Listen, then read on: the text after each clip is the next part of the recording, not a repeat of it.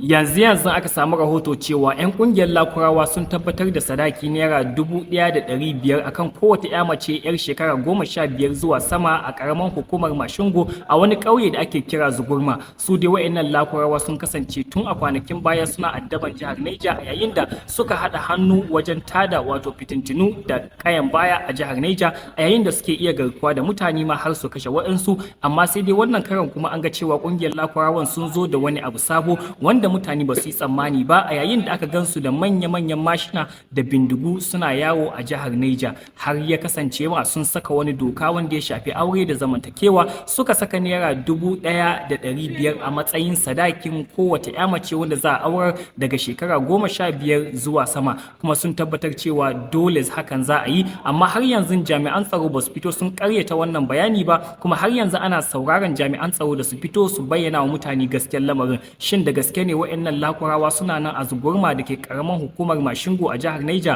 kuma wannan doka da suka saka na zamantakewan aure sadaki naira 1,500 kuma kowace yarinya da ta kai shekara 15 zuwa sama sai an mata aure, shin wannan da gaske ne ko kuma ba da gaske ba ne? Amma har yanzu ba samu cikakken rahoto wato daga gun hukuma ba, amma mutane suna ganin cewa wannan abun da Lakurawa wannan suke kokarin aikatawa suna kokari ne su saka wani dokan da ba zai yiwu ba, kasancewan shiga ƙauyuka da suke tada hankali da sunan addini wanda kuma addini bai ba da dama haka ba, kuma addini bai koyar da haka ba. Amma wasu suna ganin cewa Lakurawa wannan sun zo da wani shirin su ne domin kawai su tada hankalin mutane, kuma sadaki naira 1,500 mutane suka tabbatar cewa wannan ba koyarwar addinin musulunci ba ne, kuma aure tsakanin shekara 15 zuwa sama kasancewan a karkashin dokan dole kamar yadda Lakurawan suke so su yi, wannan ma ba adalci ba ne. Amma wasu kuma suna ganin cewa tabbas Lakurawan nan ya kamata a ce jami'an tsaro su hukunta su a yayin da ya kamata a farmake su a dukkanin guraren da suka shiga a fadin Niger. Amma wasu kuma suna ganin cewa makaman da wayannan Lakurawa suke tattare da shi manyan makamai ne wanda jami'an tsaro ba za su iya tunkaran su ba,